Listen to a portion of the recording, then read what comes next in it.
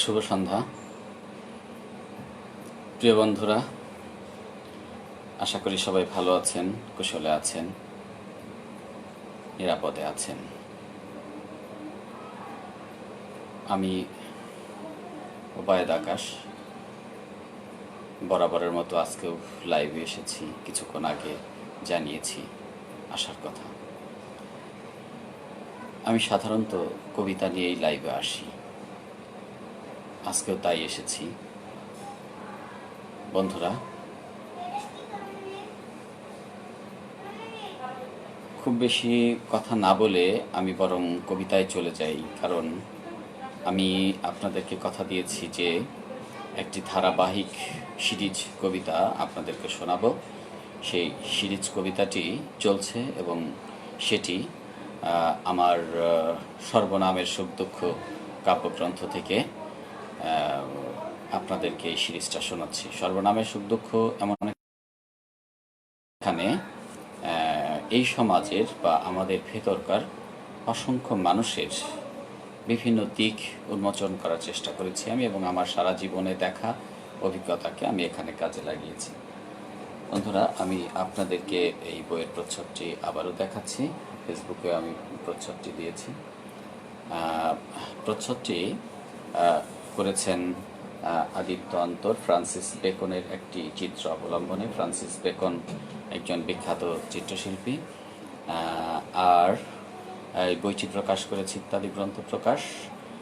এই বইটিতে আসলে প্রতিটি কবিতাই এক একটি জীবন, প্রতিটি কবিতাই এক একটি অধ্যায়, ঘটনা বা বিশিষ্ট এক একটি বিশিষ্টতা নিয়ে উপস্থাপিত হয়েছে এখানে।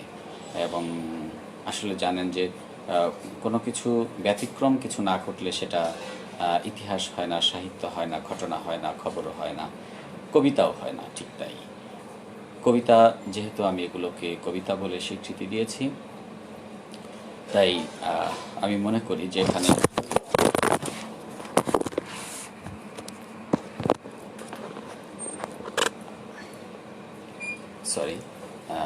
একটু ডিস্টার্ব করার জন্য দুঃখিত। এখানে কবিতাগুলো ঘটনা আকারে এসেছে বা কিছু কিছু জায়গায় আমি আমার কল্পনা এবং আমার ভাবপ্রবণতা কাজ করেছে। স্বাভাবিকভাবেই এটা শিল্পে বা সাহিত্যে এটা ঘটে থাকে, এবং সাহিত্য হচ্ছে তাই।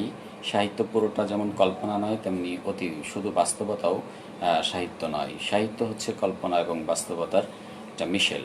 তো এখানে আমার দেখা ব্যাপারগুলো আমার কল্পনার সঙ্গে বাস্তবতার যে সম্মিলন, সেই সম্মিলনটাই আমি আমার কবিতাগুলোতে ধারণ করেছি, বরাবর যেরকম করে থাকি। আমি এর আগে 2 দিন আপনাদেরকে এই বই থেকে কবিতা শুনিয়েছি।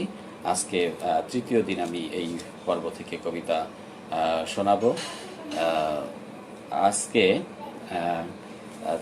এর মাঝে আমি আপনাদেরকে একদিন ঈদের দিন প্রেমের কবিতা শুনিয়েছি। যেহেতু ঈদের দিন ছিল, তাই আমি একটু ব্রেক করে প্রেমের কবিতা শুনিয়েছি। রবীন্দ্র চক্রবর্তী লিখেছেন যে আছি ওবায়দ ভাই। এভাবে অনেকেই আছেন, অনেককেই দেখতে পাচ্ছি আমার বন্ধুরা। খুব ভালো লাগছে যে বন্ধু জাফর আহমদ রাশেদ, আমার অনেক পুরনো বন্ধু। আমরা 90-এর দশকে একসঙ্গে অনেক আড্ডা দিয়েছি, শাহবাগ, আজিজ মার্কেট এবং বিভিন্ন জায়গা ঘুরে। এখন তিনি প্রথম আলোতে চাকরি করেন এবং অনেক দিন ধরেই কাজ করছেন, তিনিও দেখছেন। এবং মোল্লা মাহফুজ আল হুসাইন বন্ধু লিখেছেন যে সাথে আছি। অনেকেই সাথে আছেন আমি জানি।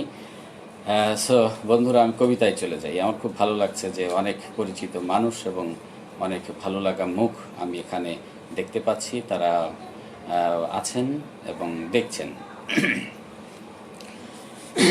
বন্ধুরা, আপনারা জানেন যে গত 2 দিন আগেই আমাদের নজরুলের জন্ম বার্ষিকী গেল।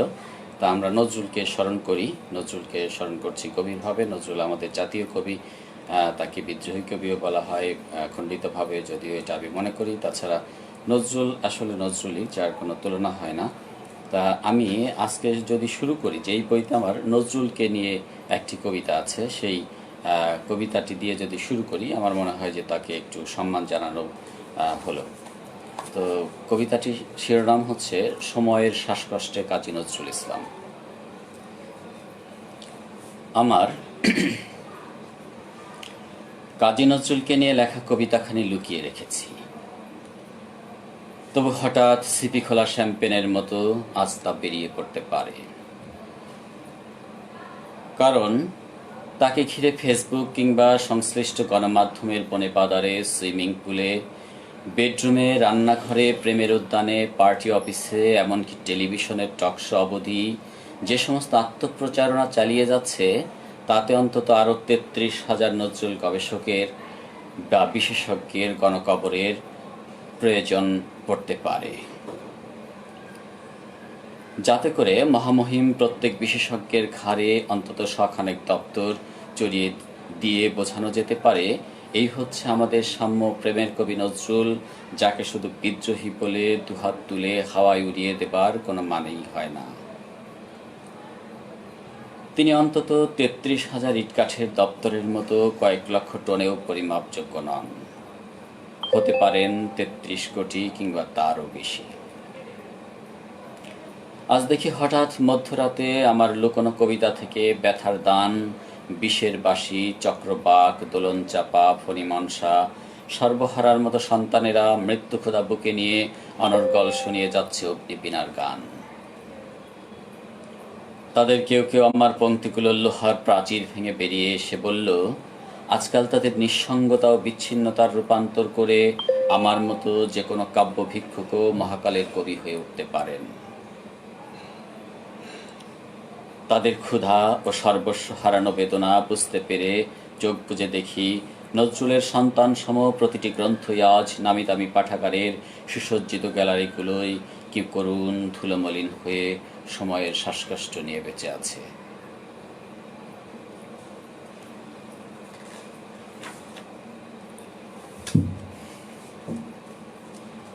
নজরুলকে নিয়ে একটি কবিতা শোনালাম। আমার বন্ধু মুজিবিরম দেখছে ইংল্যান্ড থেকে বার্মিংহামে বসে লিখছে। বন্ধু ভালোবাসা জানিয়েছে আমাকে। শাহরিয়ার পারভেজ শুনছি, পীযূষ কান্তি বড়ুয়া শুনছি, কবি শুভকামনা। ভালো লাগছে, অনেককেই দেখতে পাচ্ছি। আমি একটি বৃষ্টির কবিতা শোনাই, যেহেতু বৃষ্টির প্রসঙ্গে এখানে একটি বৃষ্টির কবিতাও আছে। আমি বৃষ্টির কবিতা শোনাচ্ছি। সৈয়দা রত্না লিখেছেন, কবি কি অসাধারণ, খুবই ভালো লাগলো, প্রশংসা শুনতে তো ভালোই লাগে। সুদেখার এক পণ। আফিফ জাহাঙ্গীর আলী লিখেছেন, সাথে আছি, খুব ভালো লাগছে, ভালো লাগলো। অনিন্দ আনিস লিখেছেন। যাই হোক, আমি বৃষ্টির কবিতায় চলে যাই। বৃষ্টির কবিতাটির নাম হচ্ছে সুদেখার এক পণ। সুদেখাদের বাড়ি আজ সদ্য লাগানো চারা গাছ বৃষ্টির প্রতীক্ষায় আছে। সুদেখা তো জানে বৃষ্টি হবে, হবেই বৃষ্টি, দেহের ভীষণ কাছে। সুদেখাদের বাড়ি আজ সদ্য লাগানো চারা গাছ বৃষ্টির প্রতীক্ষায় আছে। সুদেখা তো জানে বৃষ্টি হবে, হবেই বৃষ্টি, দেহের ভীষণ কাছে। সুদেখা এক চিল, ওরে এবং শুধুই ওরে। বৃষ্টি দেখে মেঘ যেমন, ক্লান্ত হলে এক বিকেলে ওরে এবং এক বিকেলে ভাষায় নদী ছিল। সুদেখা এক চিল, ওরে এবং শুধুই ওরে। বৃষ্টি দেখে মেঘ যেমন, ক্লান্ত হলে এক বিকেলে ওরে এবং এক বিকেলে ভাষায় নদী ছিল। সুদেখাদের উঠোন এমন গরান পিচ্ছিল ঠিক যেমন রাধার মন। সুদেখাদের উঠোন এমন গরান পিচ্ছিল ঠিক যেমন রাধার মন। সুদেখা যা বলে কত যে ঘুম ভেসেই গেল শ্রাবণ ভাদ্র মিলে। তবু সুদেখা যা জানে অমন মন্ত্রে বৃষ্টি তো হয়, হবেই বৃষ্টি। সুদেখার এক পণ, আবার রাজ্য ছেড়ে মেঘ গুনছে কত রাজার মন। ধন্যবাদ বন্ধুরা। 90-এর দশকে আমি ঢাকা শহরে এসেছিলাম 1990 সালে। সেই দেখি স্বৈরাচার বিরোধী আন্দোলন চলছে, তুমুল আন্দোলন, মিছিল করেছি। সবাই মিছিল করতো তখন। সে এমন আন্দোলন আমার জীবনে সেই প্রথম ঢাকায় সেই দেখা। তখন একটা জিনিস আমার মধ্যে খুবই রেখাপাত করতো, সেটা হচ্ছে টোকাইদের মিছিল। এই যে টোকাইরা মিছিল করত, তাদের একটা আলাদা মিছিল থাকতো রাস্তায়, ফুটপাতে, বা এই ছোট ছোট টোকাইরা মিলে ওরা নিজেরা এক একটা মিছিল বের করতো, ওরা টায়ার পোড়াতো, বম বাস্টিং করতো, নানা ধরনের মানে ওদের যে মিছিলটা এবং যে ওদের যে মুষ্টিবদ্ধ হাত এবং ছোট ছোট যে হাতগুলি বৃষ্টির মতো গর্জে উঠতে দেখেছি আমি, সেই বিষয়টা অসাধারণ লাগতো আমার কাছে। সেই 90-এর দশকে এই যে যে টোকাইদেরকে আমি দেখেছি, এই টোকাই নামকরণটা এসেছে কিন্তু একজন বিশিষ্ট শিল্পীর তুলিতে তুলিতে আঁকা একটি ছবি থেকে। এটা দৈনিক বাংলায় একটি কার্টুন প্রকাশিত হতো।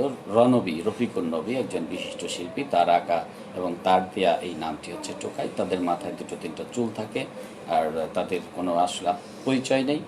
তারা রাস্তাঘাটে ঘুরে মিছিল করে এবং তারা তাদের মতো করে জীবনযাপন করে। তার একটি জিনিস দেখেছি 90-এর দশকে, সেটা হচ্ছে সোভিয়েত ইউনিয়নের সমাজতন্ত্রের পতন, সেটাও দেখেছি। তো আমার খুবই কষ্ট হয় যখন নাকি সমাজতন্ত্রের এই পতনের মলিন রূপটি আমাকে দেখতে হয়েছে, বা এই মলিন রূপটি আমি দেখেছি এবং আজও অবধি সমাজতন্ত্রের সেই রুগ্ন এবং ভগ্ন দশাই আমি দেখে আসছি।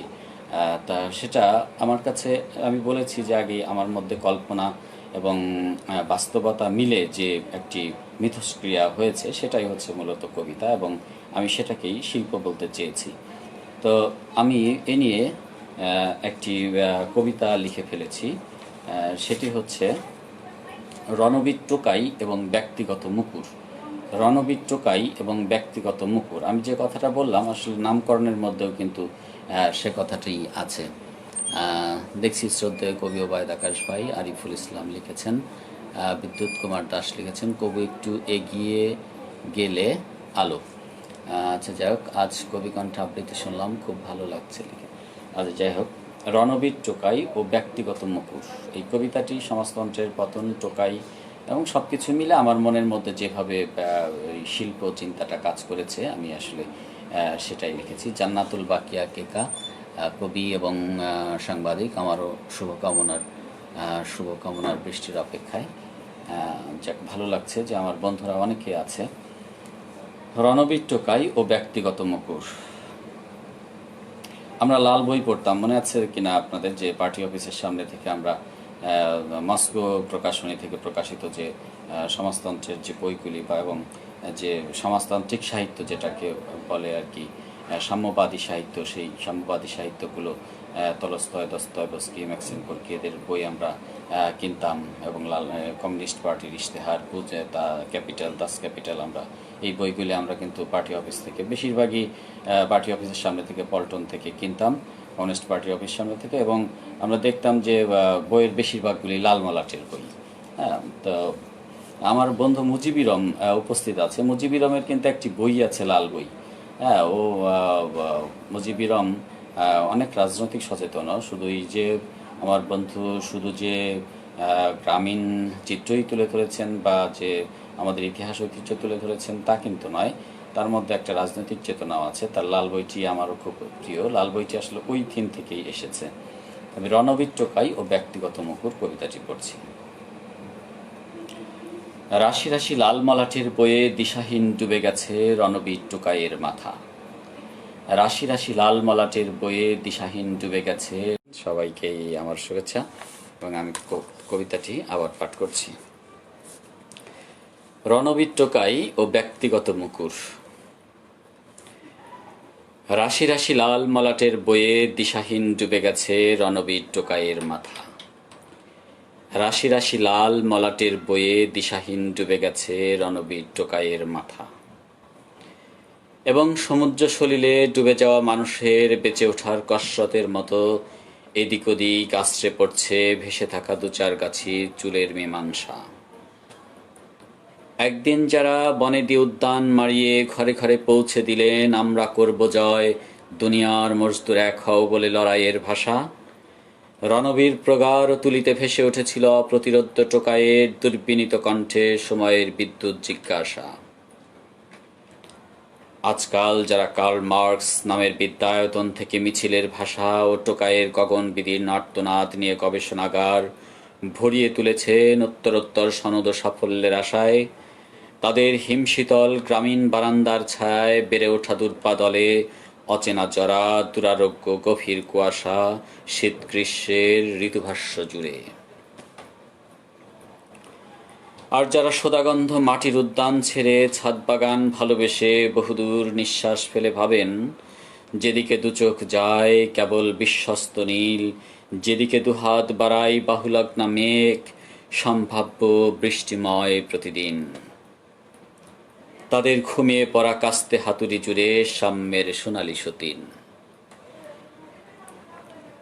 তেলতেলে রূপের ঐশ্বর্যতার আজন্ম নিষিদ্ধ ছিল রণবীর টোকাই কিংবা ক্যাম্পাস থেকে রাজপথ কাঁপানো যুবকের স্লোগানে চিৎকারে। আজকাল প্রাতঃভ্রমণের শেষে মার্কস, অ্যাঙ্গেলস বা লেনিনের পাশে দেখা যায় রণবীর টোকাইয়ের মাথা অকস্মাৎ ভরে গেছে অভ্রান্ত ঝাঁকড়া বিশ্বাসে। মধ্যরাতে রক্তাক্ত বিদীর্ণ লাল বইয়ের হৃৎপিণ্ড খুঁড়ে পরস্পর নিজেকে দেখে শহর বন্দর গ্রামে ব্যক্তিগত বিশ্বস্ত মুকুরে। রাজীব ঘোষ, ঠিক আছে, সময়ে এসেছি, আস্তে আস্তে শুরু হোক। ধন্যবাদ বন্ধু। রাজীব ঘোষ লিখেছেন, কবি।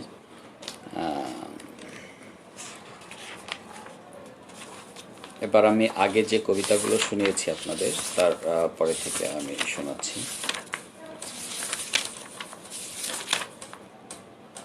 আচ্ছা, জোনাকি একটি চরিত্র, বা আমার জীবনে দেখা অনেক জোনাকিকে আমি দেখেছি, এবং জোনাকি এমনই একটি চরিত্র যে আমাদের দেশে বা সারা পৃথিবীতেই জোনাকিরা থাকে। তারা তাদের কাছ থেকে আমরা আমাদের আত্মতৃপ্তির বা লালসা পূরণের অনেক কিছুই আমরা ক্ষণিক একটি যৎসামান্য মূল্যে আমরা ক্রয় করে স্বার্থপরের মতো কেটে পড়ি। কিন্তু এই যে জোনাকিরা, এই জোনাকিদের কি হয় এবং জোনাকিদের জীবন আমার মধ্যে একদিন দেখাপাত করে, এবং এই জোনাকিদের ঘিরে আমার মধ্যে যে এলোমেলো ভাবনা, আশা করি আপনারা বুঝতে পেরেছেন। সেই জোনাকিকে নিয়ে আমি একটি কবিতা লিখেছি। আগুন নিয়ে খেলতে খেলতে আগুনের স্তনে মুখ রেখে ঘুমিয়ে পড়ত জোনাকি। আগুন নিয়ে খেলতে খেলতে আগুনের স্তনে মুখ রেখে ঘুমিয়ে পড়ত জোনাকি। এবং ভোরবেলায় তার দেহ ভগ্নাংশের কিছুটা সাহারায় আর কিছুটা বঙ্গোপসাগরে ভেসে উঠতে দেখে কারো কারো শোক করবার দিনে নতুন প্রেরণা শুরু। অথচ যারা রাতের শরীরে নৌযান চেপে জোনাকিদের ঘরে ঘরে দীর্ঘতর আয়ুষ্মতি জীবন পৌঁছে দিত, অতঃপর ব্যর্থ হয়ে ফিরে এসে কসরতরত জোনাকিকে খুঁজে পেত হাটে, বাজারে, ঘাটে, বটগাছের ছায়ায়। এবং যারা জোনাকির জন্য মানত কিংবা দান খয়রাতের বোঝা দিন দিন ভারী করেছিল, হঠাৎ জোনাকির সান্নিধ্যে তাদের সকল সম্পদ হাওয়া হয়ে গেল দুহাতের নিপুণ মুদ্রায়। আজকাল জোনাকি সমীপে দূর দূরান্ত থেকে ছুটে আসছে গ্রেট শো, নৈশ ক্লাব, নিউ কার্নিভাল কিংবা মহাশক্তিধর ঈগল পাখির ডানা। আজকাল জোনাকির জন্য অপেক্ষারত পৃথিবীর বৃহত্তর বিমানবন্দর, মহানাগরিক উদ্যানগুলোয় ক্রমবর্ধমান ইউক্যালিপটাস ছায়া। এখনো বাজ পড়লে, ঈগল পাখি ডানা ঝাপটালে, সগায়ের মানুষেরা জোনাকির পদচ্ছাপে বেড়ে উঠতে দেখে সবুজ দেহতৃণ। তারা এখন করুণ নির্ঘুম ত্বকে আত্মসমাহিতের দলে।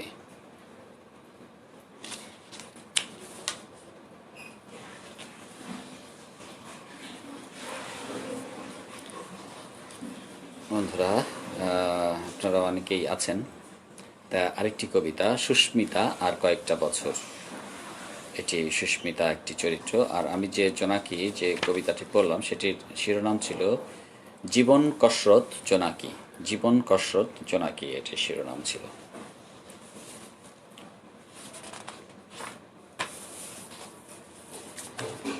আমি স্থান পরিবর্তন করেছি, আপনারা দেখেছেন যে আমি আমার পড়ার টেবিল থেকে এসে আমার ওই বইয়ের র্যাকের সামনে ড্রয়িং রুমে বসে কবিতা পড়ছি। এখন তাই ব্যাকগ্রাউন্ডটা চেঞ্জ হয়ে গেছে আর কি।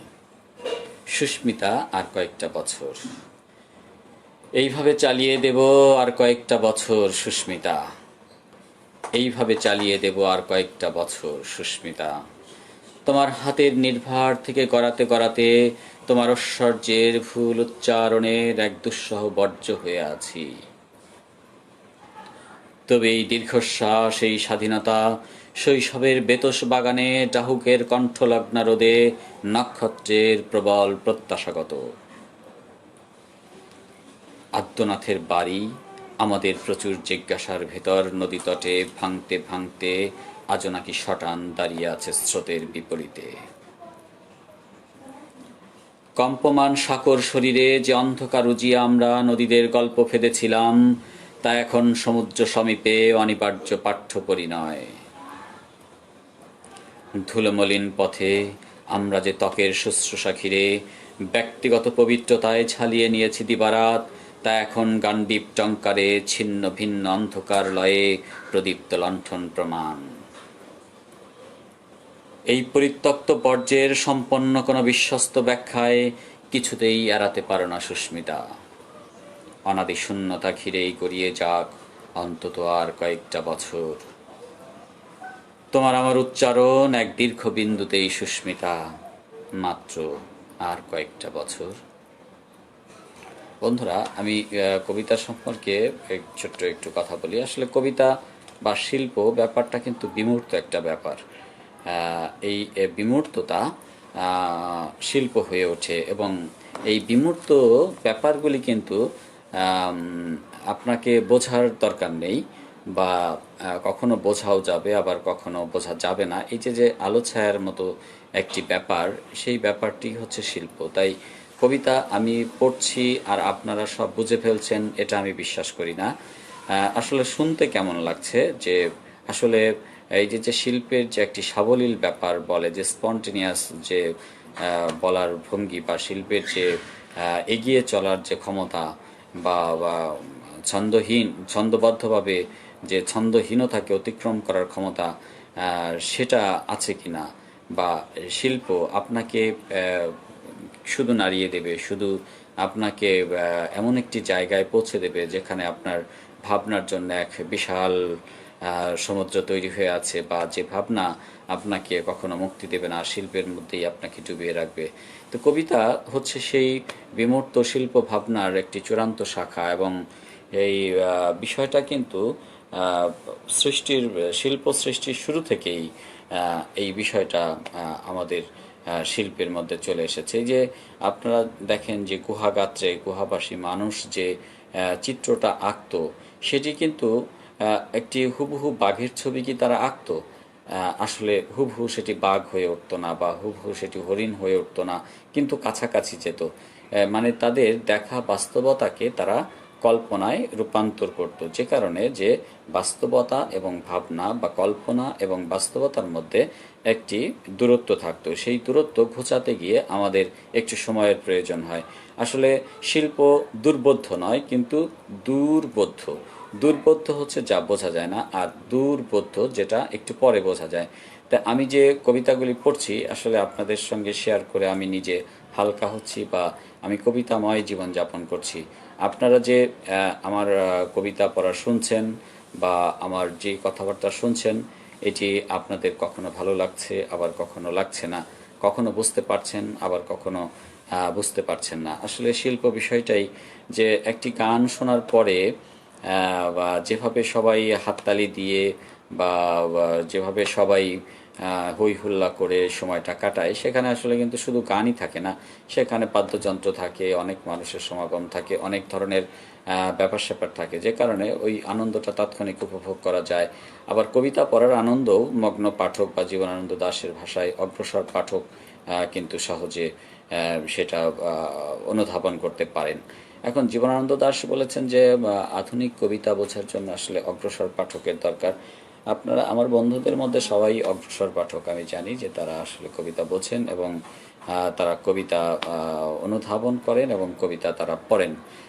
আরেকটি বিষয় যে কিছু কিছু কবিতা কিন্তু বোঝাও যায়, সেটা আমরা একটি পর্যায় পর্যন্ত সেটাকে ধারণ করি, পরবর্তীতে আমরা নিজেরাই হয়তো সেখান থেকে সরে আসি, আমরা আরও আরেক স্তরে চলে যাই। তো বন্ধুরা, আমি আবার কবিতায় চলে যাচ্ছি। সুস্মিতার পর একজন সাপুরের জীবন চিত্র নিয়ে আমি একটি কবিতা লিখেছি, সাপুরে আজগর। তা আসলে একজন মানুষ শুধু সাপুরেই নয়, এর ধরনের অসংখ্য মানুষ আছে। যেমন তাদের যৌবনে তারা এমন কোনো কিছুকেই তুচ্ছ করে না। তারা ধরেন একটি প্লেটের উপর পা উঠিয়ে দিলেও তাদের পা কাটে না। কিন্তু যখন তাদের জীবনটা সায়াহ্ন জীবনে সায়াহ্ন অপরাহ্ন চলে আসে, তখন কিন্তু একটা খোঁচা খেলেই বা আসলে একটি ভোঁতা একটি কোথাও আছাড় খেলেও কিন্তু তাদের সেই জায়গাটা ক্ষতবিক্ষত হয়ে যায়। কিন্তু তাদের জীবন কসরত কিন্তু থেমে থাকে না। তারা ওই প্রথম যৌবন থেকে শেষ মৃত্যুর আগ পর্যন্ত তারা পরিশ্রম করেই যান, এবং তাদের কিন্তু এই পরিশ্রমের কোনো সমাপ্তি হয় না, এবং তারা বেঁচে থাকার জন্য এই পরিশ্রমটাকে স্বীকার করে নেন। সাপুরে আজগর। সরু ব্লেডের উপর পা রেখে হাঁটতে পারতেন সাপুরে আজগর। সরু ব্লেডের উপর পা রেখে হাঁটতে পারতেন সাপুরে আজগর। আজকাল তাল গাছের মাথায়, আবার কখনো খেজুর গাছের সর্বোচ্চ চূড়ায় উঠে ধারালো স্যানের সোহাগে জীবিকা তুলে আনেন। অথচ তখন তিনি সুতীক্ষ্ণ ব্লেডের উপর দিয়ে এক জীবনের সবটুকু আত্মবিশ্বাস উঠিয়ে দিতেন, এবং হাঁটতে হাঁটতে মাইলের পর মাইল পাড়ি দিয়ে অনিশ্চিত গন্তব্যের দিকে মিলিয়ে যেতেন। তখন দেখতাম চারপাশের এত এত দোদুল্যমানতার অবিশ্বাস কি করে ব্লেডের তলায় রক্তাক্ত হয়ে নিথর পড়ে থাকে। সাপুরে আজগর আজকাল কতকগুলো সাপের পুরনো খোলস শিরস্ত্রাণ করে এদিক ওদিক জঙ্গলে যান, আর যত্রতত্র পড়ে থাকা মরচে ধরা পুরনো ব্লেড দেখলেই বুকের ভেতর থেকে জমে থাকা সবটুকু দীর্ঘশ্বাস ফলাও করে ঝেড়ে ফেলে আসেন অরণ্য মুদ্রায়, অরণ্য মুগ্ধতায়। এবার একদিন পরিত্যক্ত কিছু ব্লেডের শিরস্ত্রাণ পরে হাঁটতে হাঁটতে জঙ্গলে গেলে দেখেন কতগুলো ধূসর পুরনো স্যান তার দিকে হামলে পড়তে চায়, যা দিয়ে আজকাল তিনি খেজুর এবং তাল গাছ কেটে সংসারের জীবিকা তুলে আনেন। আজগর রাগে ক্ষোভে অপমানে প্রতিটি ভোঁতা নিষ্কর্মা পুরনো স্যানে তার জাদুকরি পা তুলে দিলে সারা পা ক্ষত বিক্ষত রক্তাক্ত হয়ে সমস্ত জঙ্গল ভাসিয়ে নিয়ে যায়। অথচ একদিন নতুন চকচকে ধারালো ব্লেডে পা তুলে দিলেও আজগরের কুশলী ত্বকে তারা এক ফোঁটা রক্তও ঝরাতে পারেনি। হৃদয় হোসেন লিখেছেন, ভাই আপনাকে স্বাগত জানাচ্ছি। আমি খেয়াল করতে পারিনি এটা। আরেকটি কবিতা হচ্ছে আপনারা, নিলয় রফিক লিখেছেন মুগ্ধ। বিষয়টা হচ্ছে যে আপনারা দেখেছেন যে আমাদের দেশে, স্বাগত জানাই শেখ AKM জাকারিয়া। আচ্ছা, যে বিষয়টি হচ্ছে আপনারা দেখেছেন যে বাংলাদেশে প্রচুর রেমিটেন্স আসছে, এবং এখন হয়তো করোনার কারণে অনেকটাই মানে ছন্দপতন ঘটেছে বা এলোমেলো হয়েছে পরিস্থিতি, কিন্তু বাংলাদেশ কিন্তু এই যে আজকে যে এতটা অগ্রসর হয়েছে তার পেছনে রেমিটেন্সের একটি বিশাল ভূমিকা আছে। এই রেমিটেন্স যারা আনেন তাদের সঙ্গে যারা প্রতারণা করেন, বা এই যে আমরা যাদেরকে আদম ব্যবসায়ী বলি, বা অনেকে আছেন যারা এই আদম ব্যবসায়ীদের কবলে পড়ে তাদের জীবনটাকে, যারা আত্মহত্যার পথ বেছে নিয়েছেন বা তাদের সারাটা জীবনই পঙ্গু হয়ে গেছে, এমন কিন্তু অসংখ্য মানুষ আছে।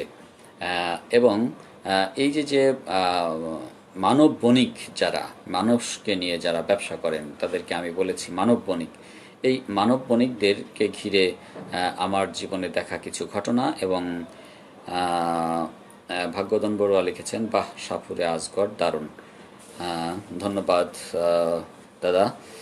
আর এই যে মানব বণিক, এই মানব বণিককে নিয়ে আমি একটি, যিনি মানুষের সঙ্গে প্রতারণা করেন এবং মানুষের কোনো মানুষের জীবনটাকে এলোমেলো করে দেন, এবং কোনো মানুষকে আত্মহত্যা করতেও বাধ্য করেন, এবং যারা বিনিময়ে মানুষের ঘৃণা কুড়িয়ে থাকেন। মানব বণিক ইয়াসির। মানব বণিক ইয়াসির বিদ্যুতের ফেনায় ফেনায় নিজেকে হারিয়ে একদিন 6 টাকায় কিনে নিয়েছিল মধ্যরাতের অহিংস দলিল। মানব বণিক ইয়াসির বিদ্যুতের ফেনায় ফেনায় নিজেকে হারিয়ে একদিন 6 টাকায় কিনে নিয়েছিল মধ্যরাতের অহিংস দলিল।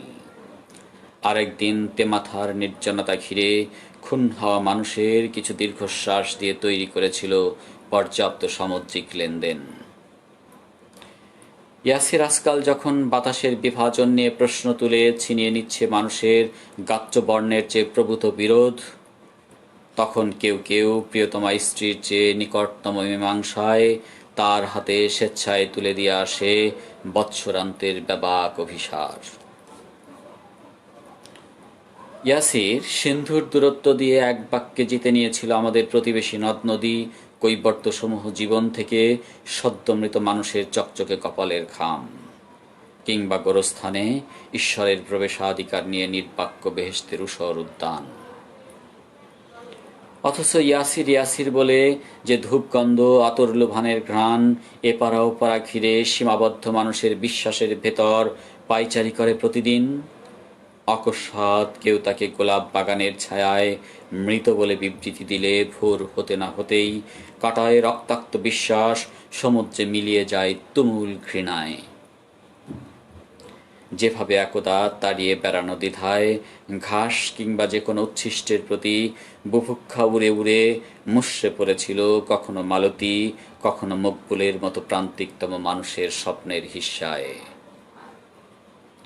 এবং বিবিধ জনে ইয়াসির হারের ফলন নিয়ে উচ্ছ্বসিত হতে হতে ব্যাপক সাফল্য গাথা তুলে ধরেছিল নদীবর্তী মানুষের মৃত্যুর ছায়ায়। অসংখ্য মানুষ যখন মৃত্যুবরণ করে বা তাদের জীবনটাই পঙ্গু হয়ে যায়, সেই মৃত মানুষের ছায়ায় এই সমস্ত প্রতারকরা তাদের সাফল্য তুলে ধরে। আমি আসলে এটাই বলতে চেয়েছি এই কবিতায়।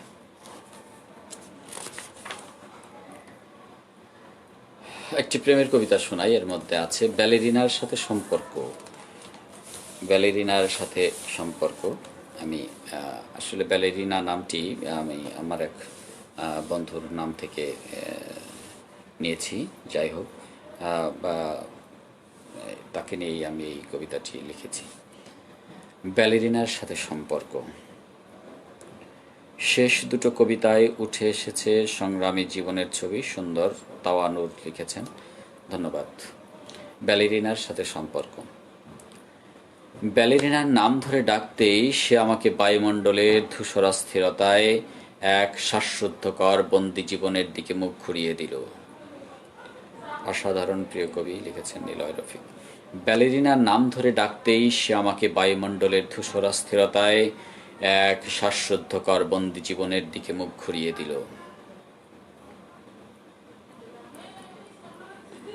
মানব বণিক কবির দারুণ সৃজনী সৃষ্টি লিখেছেন জান্নাতুল বাকিয়া কেকা, কবি এবং সাংবাদিক। ধন্যবাদ বন্ধু কবি। ব্যালেরিনার নাম ধরে ডাকতেই সে আমাকে বায়ুমণ্ডলের ধূসরাস্থিরতায় এক শ্বাসরুদ্ধকর বন্দি জীবনের দিকে মুখ ঘুরিয়ে দিল। অথচ আমার হাত পা এবং মগজের সম্মুখ জুড়ে যে হরিত পৃথিবী, ধূসর ঋতুদের শিখা, কচি সবুজ অবয়ব ছেড়ে আমার প্রণত আহ্বানের দিকে তাকিয়ে আছে, তাদের প্রযত্ন রেখায় অঙ্কিত হতেই এই দীর্ঘ পরিভ্রমণ। আমি ব্যালেরিনাকে বলি, কাগজে অঙ্কিত ময়ূর আরেকদিন প্রবল দুর্ঘটনা হেতু পতিত সমুদ্র তলে মাছেদের হলুদ বেগুনি পুচ্ছে যে গরিব গভীর পারম্পর্যতা, তোমার আমার সম্পর্কের দ্বিধায় তাদের অনুষঙ্গ আজ অনিবার্য কিনা। ব্যালেরিনা তার আমন্ডু শরীরে অঙ্কিত বিষণ্ণ শীতের পথচালী আর দীর্ঘ হিমযুগ পেরিয়ে আসা বরফের চাইয়ে দৃষ্টি ছুড়ে দিল, আর তাতে অকস্মাৎ প্রাণ প্রতিষ্ঠায় বসিয়ে দিল দীর্ঘ খয়েরি ডানার আড়ালে পান পাতার নিঝুম সরল একজোড়া পা। আমি শামীম আহমদ লিখেছেন যে দারুণ হচ্ছে কবি। আমি ঈদের দিন আপনাদেরকে প্রেমের কবিতা শুনিয়েছি, আজকে আরেকটি প্রেমের কবিতা শোনালাম। আরেকটি কবিতা একজন বিজ্ঞপ্রাজ্ঞ ব্যক্তিকে নিয়ে লেখা। সে তার নিজেকেই আসলে চিনতে পারে কিনা এটি নিয়েই আসলে বিষয়টা নো দাই সেলফ সদানন্দ বোস। তিনি আসলে এই প্রশ্নে বিস্মিত যে আসলে তিনি নিজেকে চেনেন কিনা। অক্ষরের চূড়ায় পা ডুবিয়ে বসে থাকে সদানন্দ বোস। অক্ষরের চূড়ায় পা ডুবিয়ে বসে থাকে সদানন্দ বোস। হেলে দুলে পর্বতের গায়ে গা লেপ্টে পড়ে আছে জ্ঞানের গরিমা। হেলে দুলে পর্বতের গায়ে গা লেপ্টে পড়ে আছে পৃথিবীতে জ্ঞানের গরিমা। সদানন্দ ভাবে ঠিক কতকাল আগে দীর্ঘকার উড়ে এসে সংসারের কেঁচোমাটি খুঁড়ে তাকেই পর্বতের চূড়ায় লুকিয়ে রেখেছে এবং রফলার মতো পতিত সংসারের সঙ্গে রচনা করেছে স্বতন্ত্র ভাষাবিজ্ঞানের ব্যাপক বৈষম্য। রাশি রাশি ভ্রাম্যমান চিলিগলের পায়ে ঝুলে থাকা অক্ষরের প্রতিযোগিতা দেখে পর্বতের মুখ বেদনায় গাঢ় হয়ে আসে, আর বেদনার্ত মুখে অনর্গল আশ্রে পড়ে অভিলাষী অক্ষরের তুমুল করতালি। সদানন্দ আজ অডেল অক্ষরের ভেতর ব্যক্তিগত প্রভুত্ব নিয়ে উৎফুল্ল থাকে। বেছে বেছে বিবিধ প্রতিকারগুলো অক্ষরে জোড়া দিয়ে দিয়ে ফুলে থাকে প্রত্যন্ত দিনগুলোই সন্তানের একক নির্ভরতা। কেবল ভুলে যাওয়া নিজের নামটি জোড়া দিতে গেলে প্রতিবার অন্তত একটি অক্ষর বাদ পড়ে যায়। কেবল ভুলে যাওয়া নিজের নামটি জোড়া দিতে গেলে প্রতিবার অন্তত একটি অক্ষর বাদ পড়ে যায়। সদানন্দ ওলট পালট অক্ষরগুলো নাড়ে আর চিৎকার করে বলে, is it true really? No দাই সেলফ।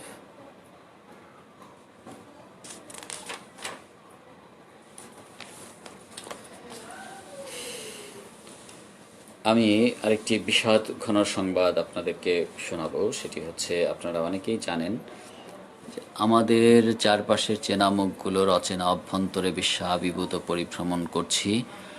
লিখেছেন মাহফুজ আল হোসেন, আমার বন্ধু কবি রন্ধন তাত্ত্বিক। দারুণ হচ্ছে প্রিয় কবি। লিখেছেন মাহমুদ সুলতান। কাজী নুসরাত শর্মিন, বাহ ভালো লাগছে কবি লিখেছেন। ভালো কবিতা লেখেন কাজী নুসরাত শারমিন। সবাইকে ধন্যবাদ, সবাইকে শুভেচ্ছা। আমি যে বিষাদঘন সংবাদটি শোনাবো সেটি হচ্ছে, আমাদের বন্ধু ছিলেন মাহমুদ টোকন। মাহমুদ টোকনকে আপনারা অনেকেই চেনেন, 90-এর দশকের একজন কবি ছিলেন এবং মাহমুদ কিছুদিন আগে মারা গেছেন ক্যান্সারে, এবং ক্যান্সার আক্রান্ত হয়ে মারা গেছেন। আমাদের আরও একজন বন্ধু মারা গেছেন, যিনি অনু হোসেন, তিনি তারও কিছুদিন আগে মারা গেছেন। তো দুটো মৃত্যুই আর কি আমাদেরকে পাথর করে দিয়েছে। শেখ ফিরোজ লিখেছেন, ভালো লাগছে কবি, আবৃত্তি, অবয়ব, পরিবেশ সব প্রাণবন্ত, ধন্যবাদ আপনাকে। যাই হোক, আমি মাহমুদের কথাটা একটু বলি। মাহমুদ টোকেন, মাহমুদের সঙ্গে আমার অন্তরঙ্গ বন্ধুত্ব ছিল। আমার বাড়িতেও এসেছে। ও ফোন করেই জিজ্ঞেস করতো যে ওবায়েদ শস্য কেমন আছে। শস্যকেও দেখেছে, শস্যের জন্মের কিছুদিন পরেও আমার বাড়িতে এসেছিল। তো যাই হোক, মাহমুদ অসুস্থ হয়ে পড়লো, ওকে নিয়ে আমি একটি স্ট্যাটাসও দিয়েছিলাম এবং আমরা অনেকে সাহায্য সহযোগিতার চেষ্টা করেছি। শেষ পর্যন্ত ওকে আমরা ধরে রাখতে পারিনি। তো মাহমুদ তখন সবসময় ভাবতো শিল্প নিয়ে একটা কিছু করি, বা আমাদের জীবনটাই, শিল্পীদের জীবনটাই অন্যরকম হয়ে যাক, বা আমরা যেন এমন কিছু করতে পারি।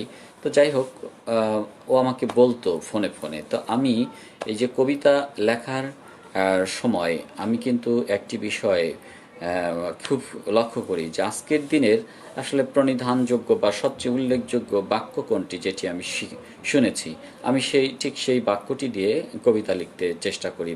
বা যে প্রতিদিন যদি আমাকে অসংখ্য শিল্পসম্মত বাক্য শোনানো হয়, তখন আমি সেই অসংখ্য শিল্পসম্মত বাক্যকে ধরে রাখবো এবং একটি একটি করে বাক্য আমি আমার কবিতায় নিয়ে আসবো। মানুষের মুখের ভাষা থেকে যে কবিতা, যে জিনিসটা, সেটি কিন্তু মানুষের মুখের ভাষা থেকে যে সাহিত্য আসে, সেটিই কিন্তু কবিতা, এবং আমি আমার জীবন বাস্তবতায় আমি দেখেছি এবং সেটি আমি করার চেষ্টা করি।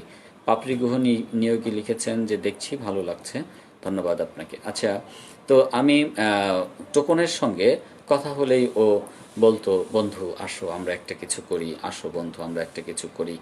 আসলে আবার মাঝে মাঝে আমার কাছে এগুলো বিরক্তও লাগতো, যে কি করব জীবনে, হ্যাঁ, বা আমাদের কি অত বেশি অর্থনৈতিক সাফল্য দরকার আছে, বা অত বেশি কিছু করার আছে, বা আমরা শিল্প নিয়ে কী বা এমন করতে পারবো?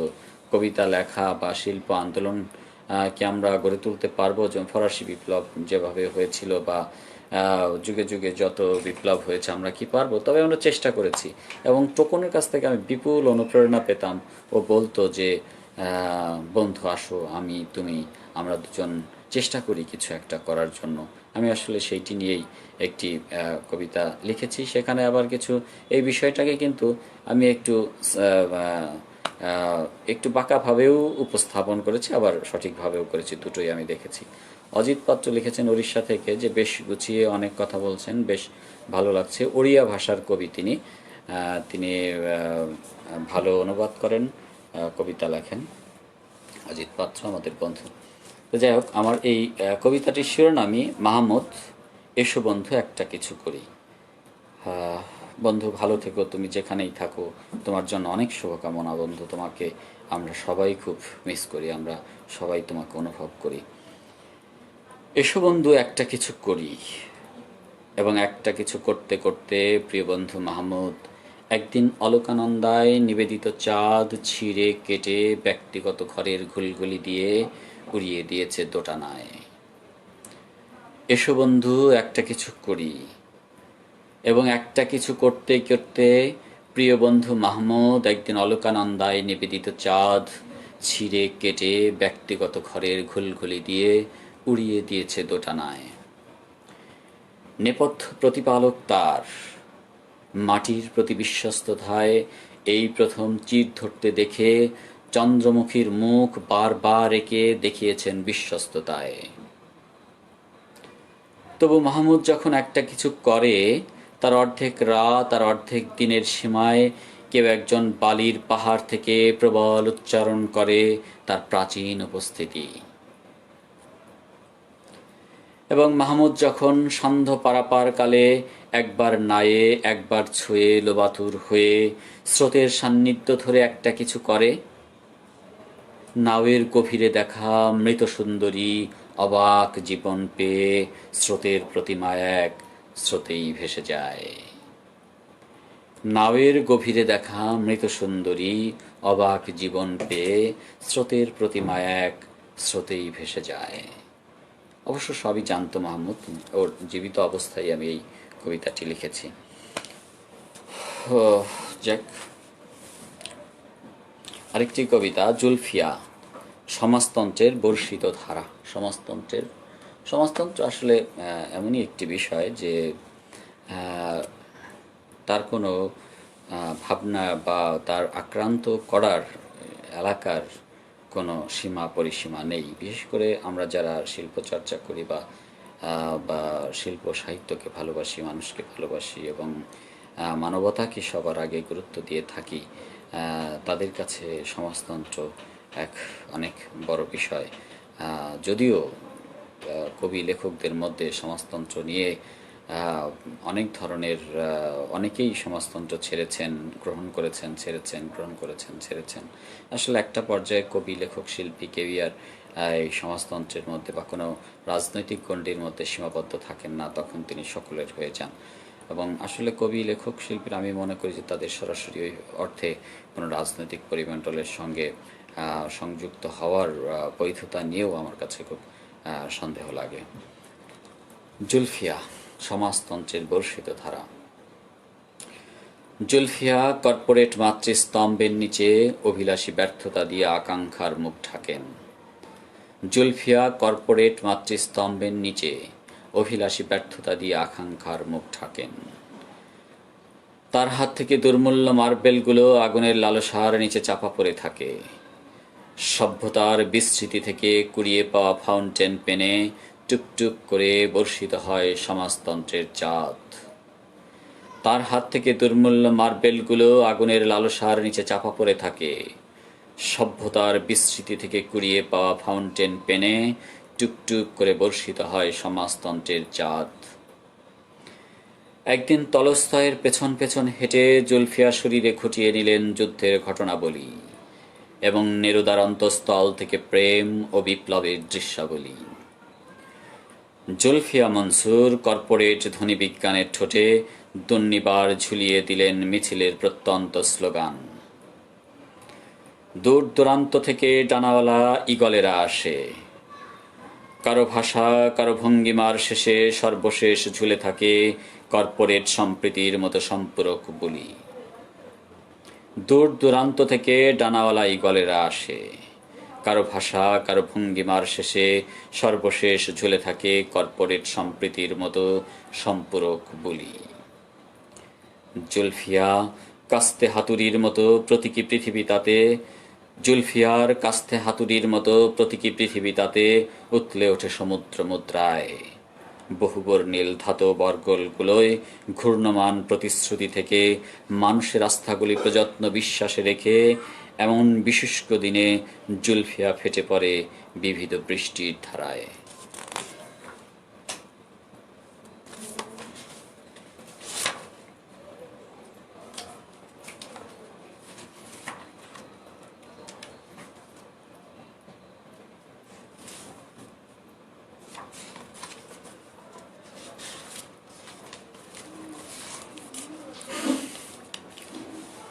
আমি নতুন আরেকটি কবিতা পড়ব এবং পেছন থেকে আমি প্রিভিয়াস থেকে আরেকটি দুটি কবিতা আপনাদেরকে শোনানোর চেষ্টা করব আর কি।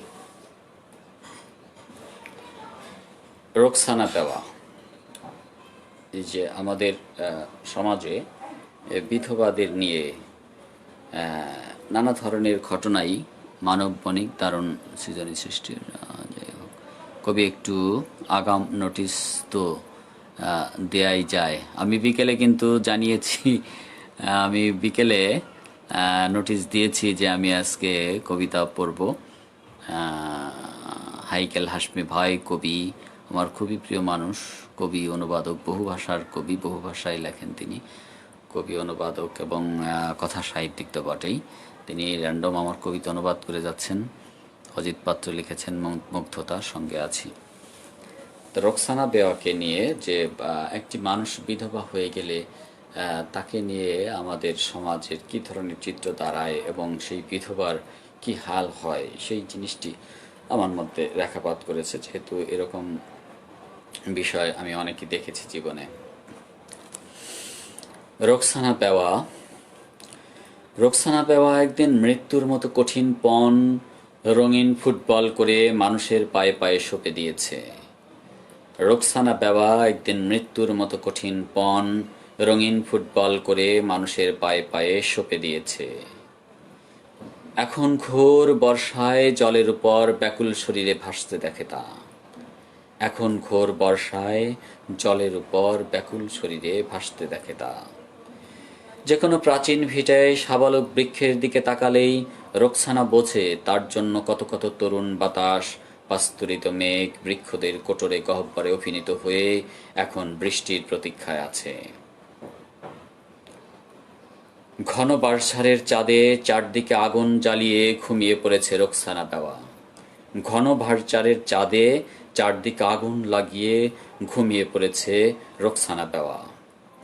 শরীরের কৃমি ও কামনার ত্বকে সুরসুরি দিতে ঝড় উঠেছিল এবং চাঁদের শরীর কেটে রক্ত বেরোবার আগেই রোকসানা মৃত্যুর মতো পণ বাঁশঝাড়ের পাতায় পাতায় প্রার্থনা করেছিল। ভোর হতেই তপ্ত দিনের শরীর গলে গড়িয়ে পড়া কষে প্রতিবিম্ব ভেসে উঠতে দেখে। সন্ন্যাস ও ক্রোধের সুরঙ্গ ধরে প্রবাহমান খুনে ফুঁসে উঠেছিল রোকসানা বেওয়া। শীতল হাতে হ্যাচকা টানে ভূপাতিত হল রাত্রি দিনের ঈশ্বরের ছায়া। রোকসানা বেওয়া নির্বীক্ষ করুণ প্রান্তরে অঙ্কুরোদ্গম শিখেছিল প্রত্নশেখরের ছায়ায়।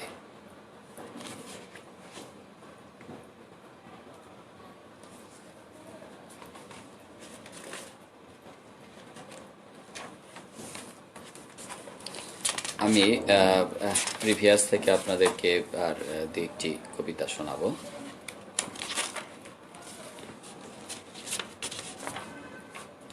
আমি প্রিভিয়াস থেকে এর আগে আপনাদেরকে গগন ঠাকুর শুনিয়েছিলাম। আজকে মিশেল ফুকো এবং মামুন হোসেন শুনিয়েছিলাম। আজকে শোনাবো ওয়াহিদুদ্দিন তালুকদার, আমার শিক্ষক। হ্যাঁ, ওয়াহিদুদ্দিন তালুকদার আমার শিক্ষক। আমার পরম শ্রদ্ধেয় শিক্ষক ওয়াহিদুদ্দিন তালুকদার। এভাবে বিশুদ্ধ নামে কখনো ডাকতে পারিনি আগে। এখন মার্কিন মূল্যকে থাকেন। ছেলের হাতে পাকানো রশিতে ক্রমাগত পাটের সোনালি আঁশ যোগান দিতে দিতে এখন নিজেই তাতে বঙ্কিম হয়ে আছেন। একদিন ঘোর দুর্যোগের কালে গভীরতর ঘুমে তাকে স্বপ্নে দেখেছিলাম। তিনি আমাদের স্কুলের বারান্দা দিয়ে অফ হোয়াইট পাঞ্জাবের শাসন এবং পুরো ফ্রেমের হুঙ্কার পরে হেঁটে যাচ্ছেন, আর ওদিকে হোয়াইট হাউসের সর্বোচ্চ দাম্ভিক ইটগুলো এক এক করে খসে পড়ে যাচ্ছে মাটিতে। এরপর প্রতিটি ক্লাস সেলাই করে করে আঙুল তো নয়, এবার মুখ ভর্তি হাসি উঁচিয়ে বলছেন, আজ আর তোমাদের ক্লাস নিতে আসিনি। ওই যে আকাশে উঠছে পাখি, স্বপ্নের কত যে রং, কোনোটা ধূসর, কোনোটা সরল আত্মবিশ্বাসী। যাও, আজকে সবাই পাখি ধরে আনো। আর হই হই করে আমরা সবাই ক্লাস ভেঙে আকাশে উঠতে থাকলাম। আর যত খুশি পাখি ধরে ধরে আবার নক্ষত্রের দিকে হাত বাড়ালাম। হঠাৎ ঘুম ভেঙে গেলে খামতে খামতে মনে পড়ে গেল, একদা তিনি ক্লাস ভর্তি শিক্ষার্থীকে বলতেন, মনে রেখো কিন্তু, নয় উপাসনালয়, সর্বাধিক পবিত্র যেন তোমার বিদ্যালয়। তবে কি আমার শিক্ষক আজ বিদ্যালয় ছেড়ে আমাদেরকে উপাসনালয়ের দিকে হেঁটে যেতে দেখেন? অন্যথা কেন এই মার্কিন মুল্লুক থেকে উড়ে উড়ে এই পাড়াগাঁয়ে অনামী শিক্ষার্থীর স্বপ্নে ঢুকে গেলেন? ভাবতে ভাবতে এটাও প্রতিধ্বনিত হলো, তিনিই তো বলতেন কতবার, হেথা নয় হোথা নয়, যেন জননী জন্মভূমিশ্চ সরকাদপি করিয়সী। খুব প্রিয় কবিতা লিখেছেন মোহাম্মদ হাইকেল হাশমি। হাইকেল হাশমি ভাই কবি, ধন্যবাদ, অনেক ধন্যবাদ। মোহাম্মদ খসরু পারভেজ লিখেছেন, ভালো লাগছে কবিতার ঘুরে আমি মুগ্ধ। আচ্ছা, আমি আরও কিছু কবিতা শোনাই। মেটামরফোসিস মনিরুজ্জামান, এটিও আমার একটি এই বইয়েরই কবিতা। আগে পড়েছি একবার প্রথম দিন, আজকে আবার পাঠ করছি আর কি। সিপি খুলে ঘুমের ভেতর থেকে বেরিয়ে এলো মনিরুজ্জামান। কারা যেন দীর্ঘ ঘুম মরি দিয়ে পড়েছিল চিলেকোঠার খাটে, এবং প্রস্থানকালে ঘুমের মুখে ছিপিয়েটে পেরিয়ে গেছে প্রমোদ সরণি। আমাদের মনিরুজ্জামান তাতে আটকা পড়ে কতগুলো পুকুরের চারা এবং অরণ্যের ডিম সফল প্রজনন হেতু ফেলে এসেছে, এবং পুকুরের গায়ে জলপাই শ্যাওলার এক প্রকাণ্ড চাদর প্রান্ত ধরে টেনে শরীরে মুড়িয়ে লোকালয়ে ফিরে এসেছে। আজকাল তার সন্তানের প্রতি সিংহের মতো স্নেহ এবং স্ত্রীর প্রতি ইঁদুরের মতো নিষ্কণ্টক ভালোবাসা দেখে কেউ কেউ তার নাম পাল্টে ফেরারি রেখেছে। গাগঞ্জের ফেরারি মন মানুষেরা উঠতে বসতে ঘুরতে ফিরতে সারাক্ষণ তাকে বন্দি করে রাখে, এবং ব্যক্তি মানুষেরা তার মতো আক্ষরিক বদলে যেতে কেউ কেউ বাঘের মতো, কেউ ছারপোকার মতো অভিনয় করে তার মনোযোগ খুঁজতে থাকে। শুধু মনে মনে ভাবে মনিরুজ্জামান, এক জীবনে আর কতবার বদলালে একদিন শীতল বৃষ্টির মতো আকাশের করুণা কুড়ানো যাবে।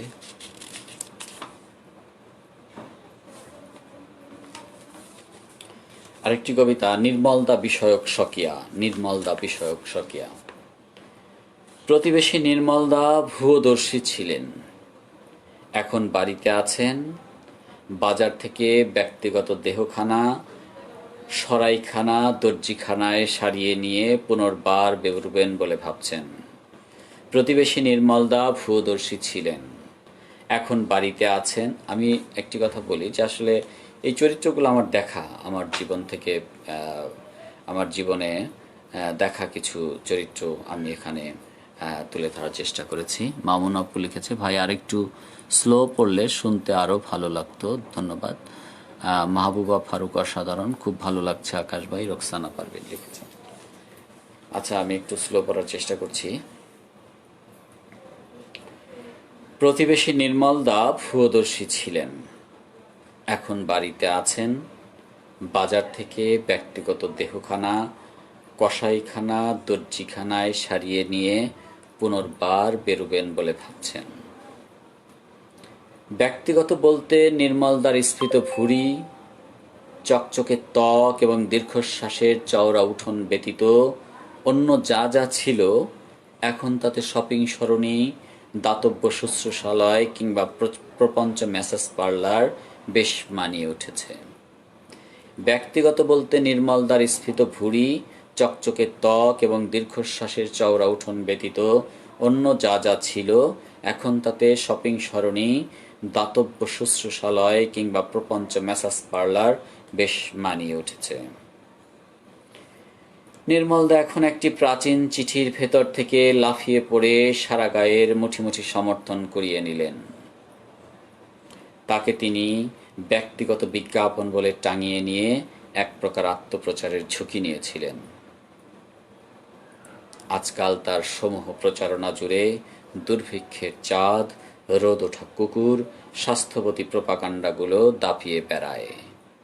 আজকাল তার সমূহ প্রচারণা জুড়ে দুর্ভিক্ষের চাঁদ, রোদ ওঠা কুকুর ও স্বাস্থ্যবতী প্রোপাগান্ডাগুলো দাপিয়ে বেড়ায়। নির্মলদা এখনো বাড়িতে আছেন, হাঁটেন, ফেরেন, বমি করেন নিশ্চিন্ত শুশ্রূষায়।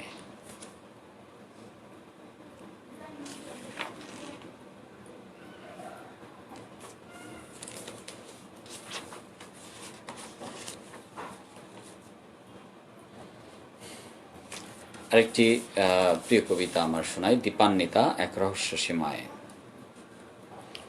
এটির পরে আরেকটি কবিতা পড়ে আমি আজকের কবিতা পাঠ খুবই ভালো লাগছে, ভাগ্যদান বড়ুয়া লিখেছেন। এটির পর আরেকটি কবিতা পড়ে আমি শেষ করে দিব আজকের লাইভ। দীপান্বিতা, এবার চাও তো এই জ্বরতপ্ততা অশোক পাতার ঘুমে আমরাও মিলিয়ে নিতে পারি। দীপান্বিতা, এবার চাও তো এই সব জ্বরতপ্ততা অশোক পাতার ঘুমে আমরাও মিলিয়ে নিতে পারি। তোমার জন্য প্রেরিত অমিত্রাক্ষর জ্ঞানে যে দীর্ঘ অবকাশ ভাষা, তা এই জ্বরের ঘরেই শুরু হতে পারে। আর দীপান্বিতা, দীর্ঘ হিমযুগ থেকে পত্র পাঠালো যে সুবর্ণগিরিতে বিশ্বদেবের উপাসনাহীন কি করে আজকের সূর্যাস্ত রচিত হলো। দীপান্বিতা, ব্যক্তিগত সনেট সমগ্রে অবিশ্বাস্য চিত্রকল্পময়। আর একটি একটি মাত্রা ও ধ্বনি হিমালয় তটে ধ্যানমগ্নকালে ঋষিদের আঙুলের অগ্রভাগ ছিঁড়ে সমুদ্রে মিলিয়ে যায়। দীপান্বিতা, অনমনীয় দেবতালয়ের এক অর্ঘ্য মহীয়সী সমা। তাদের প্রমোদ গুঞ্জরণ থেকে গন্ধর্ব আজ ব্যাকুল হয়েছে যে এবার গায়ত্রী মন্ত্রে মিলতেও পারে দীপান্বিতার সকল রহস্যপনা। অসম্ভব ভালো লাগছে ভাইয়া, অবিরাম ভালোবাসা লিখেছেন জামাল উদ্দিন দামাল, ধন্যবাদ আপনাকে।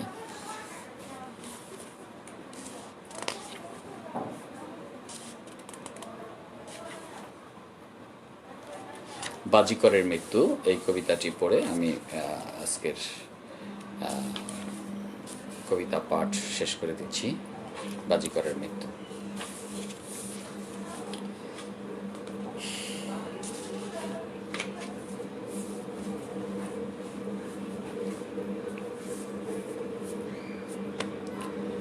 আগুন নিয়ে আমি খেলছি বাজিকরের খেলা, আগুন নিয়ে আমি খেলছি বাজিকরের খেলা, বাজিতেই উড়ে এসেছে এই খেলার সমূহ প্রস্তাবনা। এত এত দর্শক, যারা কেউ বাজার থেকে ফিরছে, কেউ বাজারে আসছে, আর মধ্যবর্তী ব্রিজের ছায়ায় জ্বলন্ত উনুনের উপর নিজেকে শুইয়ে দিয়ে উৎসুকের পকেটের দিকে বাজিকর ছুঁড়ে মারছে আগুনের গোলা। এত এত দর্শক, যারা কেউ বাজার থেকে ফিরছে, কেউ বাজারে আসছে, আর মধ্যবর্তী ব্রিজের ছায়ায় জ্বলন্ত উনুনের উপর নিজেকে শুইয়ে দিয়ে উৎসুকের পকেটের দিকে বাজিকর ছুঁড়ে মারছে আগুনের গোলা। কেউ পেট ভর্তি ক্ষুধা, কেউ গা ভর্তি জন্মদাগ বিছিয়ে নিয়ে হাওমাও করে কাছে, কেউ আবার রেল লাইনের স্লিপার ধরে টানতে টানতে তুলে নিচ্ছে যানবাহনের সুবিন্যস্ত প্রাচীন কেচ্ছায়। এইসব প্রান্ত পেশাজীবী যারা প্রত্যেকে আমার বাজিতে বিমুগ্ধ হয়ে সন্ধে নাগাদ সঞ্চয়ের সিংহভাগ সোৎসাহে সমর্পণ করে যায়, তাদের উৎসাহ সমেত বাজার শুরুর প্রাক্কালে ব্রিজের ছায়ায় উনুনের উপর আমাকে চলতে দেখে যায়, তারা তো প্রত্যেকে খোঁজে বাজিকরের তুমুল দোতনা। হাইকেল ভাই লিখেছেন চলুক আর কিছুক্ষণ। ধন্যবাদ হাইকেল ভাই, খুব ভালো লাগছে।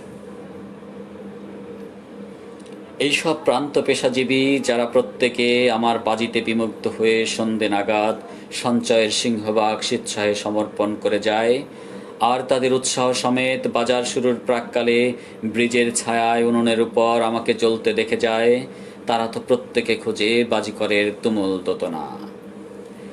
যারা আমার জীবিকা বৃত্তি হাত যশ নিয়ে সন্দেহ জ্ঞাপক এটা ওটা বলাবলি করে, তাদের সুললিত গায়ে দাও দাও আগুন লাগিয়ে প্রতিশোধের খেলায় কি এক উন্মাদনা গোপনে ভিজিয়ে রাখি রোজ। তবু পরক্ষণে দেখি নদীতে ঝাঁপিয়ে পড়ে কি করে জীবন বাঁচাতে মানুষ ভেসে উঠছে অন্য কোনো কূলে, আর আমি নিতান্ত বর্ষণে শুনতে পাই না আমাকে ঘিরে স্ত্রী পুত্র পিতা কন্যার ব্যর্থ আহাজারি।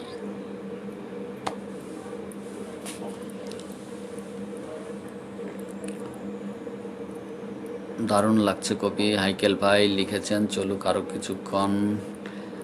আমি তাহলে আরও দু একটা কবিতা পড়ি। হাইকেল ভাইয়ের অনুরোধ কিছুতেই ফেলা যাবে না, দণ্ডনীয় অপরাধ। ভাগ্যধন বড়ুয়া, ধন্যবাদ প্রিয় কবি, অসাধারণ কিছু কবিতা শুনলাম। আমি হাইকেল ভাইকে পুরনো কবিতা থেকে শোনাই।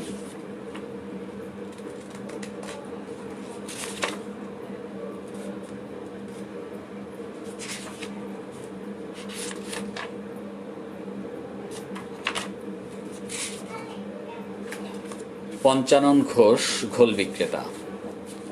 যে আসলে যে আমি বলেছিলাম আগে যে ঘোল আমরা ছোটবেলায় যে এখন যেটাকে আমরা মাঠা বলি এটাকে আসলে ঘোল বলা হতো। এই ঘোল বিক্রেতার কাছ থেকে ঘোল খেতাম বাজারে গিয়ে, খুব ভালো লাগতো। তো এই ঘোল বিক্রেতার ঘোল কখনো শেষ হতো না, পানি দিতেই থাকতেন। হ্যাঁ, আসলে এটি তার জীবনের যে এই পানি দেওয়ার কারণে তার জীবনটা যে আমূল বদলে গিয়েছিল তা কিন্তু নয়। সারা জীবনই তাকে কষ্টে সৃষ্টে ছেলে মেয়েদের নিয়ে জীবন কাটাতে হয়েছে এবং সারা জীবনই তিনি অসচ্ছল জীবন যাপন করেছেন। এই আমার বন্ধু ইকবাল হোসেন বুলবুল লন্ডন থেকে লিখেছেন ভালো লাগছে। ধন্যবাদ বন্ধু, তোমাকে আমার লাইফে পেয়ে আমার নিজেরও খুব ভালো লাগছে। বুলবুল মুজিবিরম আমার অকৃত্রিম বন্ধু, আমার আত্মীয়। আমি লন্ডনে গিয়ে বুলবুলের বাড়িতে 5-6 দিন থেকে এসেছি, আর যে কদিন ছিলাম ওখানে বুলবুল ছায়ার মতো আমাকে, মুজিবিরম এবং বুলবুল আমাকে ছায়া দিয়ে রেখেছে। আর ওরা আমার আসলে হ্যাঁ ভাই মাখন দিয়ে খোল, ঠিকই বলেছেন। বুলবুল এবং মুজিবের কথা আসলে বলে শেষ করা যাবে না। বুলবুল ঢাকায় এসেছিল, আবার আসলে নিশ্চয়ই আমরা আমাদের যে শালুকের আড্ডা হয় সেখানে আমরা বুলবুলকে আমরা উপস্থাপন করব, মুজিবিরমকে আমরা উপস্থাপন করব। মুজিবিরম আসবেন, বুলবুল আসবেন, ওরা সিলেটের মানুষ, একজন মৌলভীবাজার, একজন সিলেটের। দুজনকেই আমরা আমাদের শালুকের আড্ডায় নিয়ে আসবো, আমার প্রাণপ্রিয় এই দুই বন্ধুকে। ধন্যবাদ বন্ধু, তোমরা আছো, ভালো লাগছে। পঞ্চানন ঘোষ, ঘোল বিক্রেতা। ভোর হতে না হতেই কুমার নদের কম্পমান সাঁকো পাড়ি দিয়ে পঞ্চানন ঘোষ ঘোল নিয়ে আসেন। ভোর হতে না হতেই কুমার নদের কম্পমান সাঁকো পাড়ি দিয়ে পঞ্চানন ঘোষ ঘোল নিয়ে আসেন, ঘোল হে ঘোল বলে। কিংবা আমি ছুটে যাই দুরু দুরু বুকে বাঁশের সাঁকো হেঁটে। আমি যখন গ্লাস ভরে ঘোল দিতে বলি, ভেসে ওঠা ছানার দিকে চলে যায় চোখ। আর পঞ্চানন যখন একবার আমার দিকে একবার ঘোলের দিকে তাকিয়ে ঘোল দিতে যায়, ঘোলের পাত্রের নিচে অথই জলের বন্যা বয়ে যায়। পঞ্চানন যখন একবার আমার দিকে একবার ঘোলের দিকে তাকিয়ে ঘোল দিতে যায়, ঘোলের পাত্রের নিচে অথই জলের বন্যা বয়ে যায়। আমি তাকে বলি, এত জল কোথা থেকে আসে? পঞ্চানন বলে, ছোট্টবেলায় সাঁতার কাটতাম আরো গভীর জলে। আমি পঞ্চাননের মুখের দিকে বিস্ময় ভরে তাকাতেই তার চোখের মণিতে ২-৩ জন শিশু সন্তানের মুখ ভেসে উঠতে দেখি। তারা সাঁতার কাটছে আরো অথই জলে। আমি পঞ্চাননকে বলি, তোমার পাত্র থেকে জল ছেঁকে আরেক গ্লাস ঘোল দাও তো দেখি। আমি পঞ্চাননকে বলি, তোমার পাত্র থেকে জল ছেঁকে আরেক গ্লাস ঘোল দাও তো দেখি। পঞ্চানন ঘোলের ভেতর হাত ঢুকিয়ে আমার দিকে জলবিহীন ঘোল তুলে দেয়। আমি কি মজা বলে চুপচুপ করে ঝোলকে চেটে খাই, আর পঞ্চাননের চোখ থেকে শিশুগুলো ঝুরঝুর করে মাটিতে পড়ে যায়। আসলে বিষয়টা এরকম যে পঞ্চানন যে যদি আসলে জল না দেয়, যদি সে আসলে অরিজিনালি ঘোল সে আমাদের দিতে থাকে, তাহলে তার সন্তানরা বেঁচে থাকবে না। বা আসলে ওই যে জলটুকু মিশিয়ে বা এই যে একটু মানে কম স্বাদের ঘোল বিক্রি করে এই যে জীবনযাপন, তা এই জীবনযাপন আসলে তার সন্তানের জন্য, তার স্ত্রীর জন্য বা তার উপর নির্ভরশীল কিছু মানুষের জন্য। শামস মোমিন লিখেছেন, আপনার খুব প্রিয় একটা কবিতা শোনান প্লিজ। হ্যাঁ ভাই, শোনাবো। ভাই সুলতানপুর থেকে একটা শুনতে চাই। মামুন আপু, মামুন আজকে সুলতানপুর সম্ভব হবে না, আমি সুলতানপুর থেকে অন্যদিন শোনাবো। আচ্ছা, আমি এই বই থেকেই আমার একটা প্রিয় কবিতা শোনাবো। মমিন ভাই, শামসাল মমিন কবি, বিখ্যাত কবি উনি। ভালো লাগছে কবি ওবায়দুর রহমান লিখেছেন, একজন টেলিভিশন উপস্থাপক। যেমন শামসাল মমিনের কথা বলছিলাম, শামসাল মমিন আমেরিকায় থাকেন এবং অনেক বড় কবি, 70-এর দশকের কবি। কিছুদিন আগেও এসেছিলেন, বইমেলায় এসেছিলেন। মমিন ভাই আমার একটি প্রিয় কবিতা শুনতে চেয়েছেন। আসলে আমার সব কবিতাই প্রিয়, তবে এই বই থেকে আমার একটি প্রিয় কবিতা আপনাকে শোনাবো।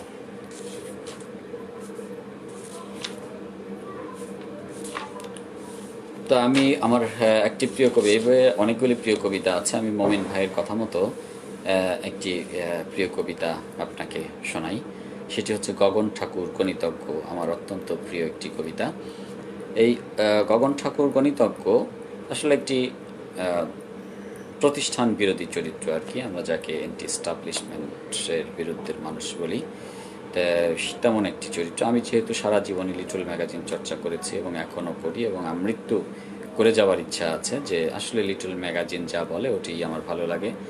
সিদ্ধার্থ গৌতম লিখেছেন, ভালো থাকবেন আকাশ ভাই। ভাই আপনিও ভালো থাকবেন, খুব ভালো লাগছে এরকম শুভাশিস জানাচ্ছেন। আমরা জানি সবাই ভালো থাকি এই কষ্টের সময়ে, এবং একটু চিত্ত বিনোদনের জন্য আসলে কবিতাকে বেছে নেওয়া, বা আমরা মিউজিক শুনতে পারি, বা ওয়ার্ল্ড হেলথ অর্গানাইজেশনের যিনি ওই প্রধান, উনি বললেন যে আপনারা মিউজিক শুনবেন, মিউজিকের সঙ্গে সঙ্গে নাচ করবেন বা কবিতা শুনবেন, যা ভালো লাগে আমরা আসলে তাই করব। ফরিদ আহমেদ, খুব ভালো লাগছে। তা আমি গগন ঠাকুর গণিতজ্ঞ কবিতাটি শোনাচ্ছি আপনাদেরকে। এই কবিতাটি আমি এই বইয়ের প্রথম যেদিন কবিতা শোনালাম ওদিন আমি শুনিয়েছিলাম, দ্বিতীয় দিনে শুনিয়েছি। আজকে অবশ্য শোনানোর খুব একটা ইচ্ছা ছিল না, তবে আমি মমিন ভাইয়ের প্রতি শ্রদ্ধা রেখে আমি শোনাচ্ছি। গগন ঠাকুর গণিতজ্ঞ ছিলেন। লিটল ম্যাগাজিনের দুর্মূল্য খাঁচায় তার নাম জাদুঘরের প্রহরী বেষ্টিত উজ্জ্বল হয়ে আছে। গগন ঠাকুর গণিতজ্ঞ ছিলেন। লিটল ম্যাগাজিনের দুর্মূল্য খাঁচায় তার নাম জাদুঘরের প্রহরী বেষ্টিত উজ্জ্বল হয়ে আছে। জীবনে প্রথম তিনি ভাষাবিজ্ঞান থেকে নেমে লোকসংস্কৃতির দিকে ঘুরিয়ে দিয়েছিলেন রিকশার চাকা। তারপর নাটক সরণির মুখোশের কেনাবেচায় গণিত বিষয়ে সবিশেষ আগ্রহী হয়ে ওঠেন, এবং যে কোনো পাহাস কিংবা প্রথম প্রথম কবিতার খাতায় ব্যাকরণ থেকে জফলা কিংবা নৈতিকতা থেকে ওই ফলাগুলো ছিঁড়ে বাতাসে উড়িয়ে দিতেন বলে একদা অ্যান্টি স্টাবলিশমেন্টের কয়েকজন তরুণ কর্মী তাকে গভীর উৎসাহে গ্রেপ্তার করে নিয়ে যায়। বলে, যে কোনো স্কুলিংয়ের নির্জনতায় জনসভার উত্তেজনা কিংবা কফি হাউসের ছায়ায় সরাইখানার পরাপাট রটিয়ে দিতে পারলেই তবে মুক্তি। কোনোদিন মুক্তি নেননি গগন ঠাকুর, বরং দীর্ঘ কারাবাসকালে অ্যালজাব্রার প্লাসগুলো একদিকে এবং বন্দি জীবনের নিঃসঙ্গতা ও অপ্রাপ্তিগুলো একদিকে রেখে প্রতিদিন ঘুমোতে অভ্যস্ত ছিলেন। একদিন যোগের সঙ্গে ভাগ এবং নিঃসঙ্গতা ও অপ্রাপ্তির সঙ্গে গুণিতকের গভীর শখের দরুন তারা মধ্যরাতে হাত ধরে পালিয়ে চলে গেল। অথচ তিনি প্লাসের সঙ্গে মরালিটি এবং মাইনাস একাকিত্বের সঙ্গে হিউম্যানিটির সমন্বয়গুলো গভীর কাছ থেকে ভেবে এসেছিলেন। অথচ তিনি প্লাসের সঙ্গে মরালিটি এবং মাইনাস একাকিত্বের সঙ্গে হিউম্যানিটির সমন্বয়গুলো গভীর কাছ থেকে ভেবে এসেছিলেন। গগন ঠাকুর গণিতজ্ঞ ছিলেন, এমতো গাণিতিক সমস্যা জীবনে এটাই প্রথম বলে তার মীমাংসা হেতু নতুন কোনো লিটল ম্যাগাজিনের খাঁচার দিকে তাকিয়ে আছেন। রহমান কারিগর অসাধারণ ভাই, আমাদের কবি ওবায়দ আকাশ লিখেছেন, বন্ধু মাসুক ইবনে আনিস। মাসুক ইবনে আনিস ভাই, আপনি সিলেটে না লন্ডনে আছেন জানি না। তরুণ ইউসুফ লিখেছেন, চমৎকার। মাসুক ভাইয়ের সঙ্গে, মাসুক ভাই আমার বাড়িতে এসেছেন, ঢাকায় এসেছেন, লন্ডনে আমরা একসঙ্গে আড্ডা দিয়েছি মাসুক ভাইয়ের সঙ্গে। বেসিক্যালি তিনি লন্ডনে থাকেন। যাক, আমি হাইকেল ভাইয়ের, যেহেতু আমি হাইকেল ভাইয়ের কথা মতোই আমি পড়ছি কবিতা। হাইকেল ভাই অনেক পরে আসছেন এবং অভিযোগ করেছেন যে একটু আগে জানান দিয়ে আসলে কি হয়। হ্যাঁ, বুঝতেই পারেন এরকম কথা কারা বলতে পারে। হ্যাঁ, এরকম অধিকার কাদের থাকে। তা সুতরাং আমি আগে যে 3টি কবিতা আমার এই লাইভ থেকে মানে বাদ পড়ে গেছে আমার মোবাইলটি পড়ে যাওয়ায়, ওই 3টি কবিতা দিয়ে পড়ে ওই 3টি কবিতা শুনলে অনেকেই পরে আসছেন যারা, তারা এই 3টি কবিতা শুনতে পাবেন। এবং হাইকেল ভাইয়ের উদ্দেশ্যে আমি 3টি কবিতা পড়ছি। এই 3টি কবিতা হচ্ছে, একটি কবিতা হচ্ছে নজরুলকে নিয়ে, আরেকটি কবিতা বৃষ্টিকে নিয়ে, আরেকটি কবিতা হচ্ছে সমাজতন্ত্র নিয়ে এবং রণবীর টোকাইয়ের যে কার্টুনটা আছে এটা নিয়ে। আমি বলতে চাচ্ছি যে নজরুল, যে 11ই জ্যৈষ্ঠ নজরুলের জন্মদিন ছিল, তাকে নজরুল আমাদের জাতীয় কবি, এবং শুধু জাতীয় কবি নয়, নজরুল আমাদের অনেক বড় সাহিত্যের অনেক বড় একটি মানে স্তম্ভ বলা যায় আমাদের বাংলা সাহিত্যের। নজরুলকে আসলে কোনোদিন বাদ দেওয়া যাবে না এবং যায় না। সময়ের শ্বাসকষ্টে কাজী নজরুল ইসলাম। আমার কাজী নজরুলকে নিয়ে লেখা কবিতাখানি লুকিয়ে রেখেছি। আমার কাজী নজরুলকে নিয়ে লেখা কবিতাখানি লুকিয়ে রেখেছি। তবু হঠাৎ সিটি খোলা শ্যাম্পেনের মতো আজ তা বেরিয়ে পড়তে পারে। কারণ তাকে ঘিরে ফেসবুক কিংবা সংশ্লিষ্ট গণমাধ্যমের বনে বাজারে, সুইমিং পুলে, বেডরুমে, রান্নাঘরে, প্রেমের উদ্যানে, পার্টি অফিসে, এমনকি টেলিভিশনের টক শো অবধি যে সমস্ত আত্মপ্রচারণা চালিয়ে যাচ্ছে, তাতে অন্তত আরও 33,000 নজরুল বিশেষজ্ঞের গণকবরের জন্য অন্তত 33 লক্ষ নজরুল দপ্তর উদ্ভাবন জরুরি, যাতে করে মহামহিম প্রত্যেক বিশেষজ্ঞের ঘাড়ে অন্তত শখানেক দপ্তর জড়িয়ে দিয়ে বোঝানো যেতে পারে, এই হচ্ছে আমাদের সাম্য প্রেমের কবি নজরুল, যাকে শুধু বিদ্রোহী বলে দুহাত তুলে হাওয়ায় উড়িয়ে দেবার কোনো মানেই হয় না। তিনি অন্তত 33,000 ইটকাঠের দপ্তরের মতো কয়েক লক্ষ টনেও পরিমাপযোগ্য নন, হতে পারেন 33 কোটি কিংবা তারও বেশি।